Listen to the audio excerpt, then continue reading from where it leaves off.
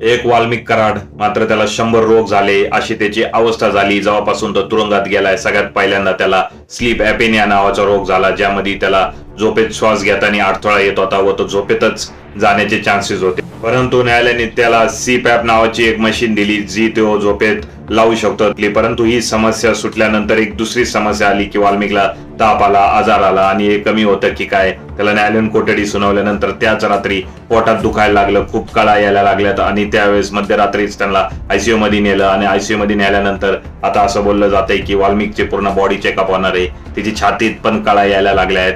त्यात त्यांना BP डायबेटीसचा पण त्रास असल्याचं बोललं जात आहे. त्यामुळे वाल्मिक कराड जेव्हापासून तुरुंगात गेले तेव्हापासून त्यांना वेगवेगळे आजार होतच राहिले आहेत. आता हे सर्व आजार एकदम खरोखरच झाले आहेत की जेलच्या भीतीने झाले आहेत हे डॉक्टरच सांगू शकतात. तुम्हाला काय वाटतं, वाल्मिक कराड यांना हे सगळं आजार खरोखरच झाले आहे की जेलच्या भीतीने झाले आहेत? कमेंट करा.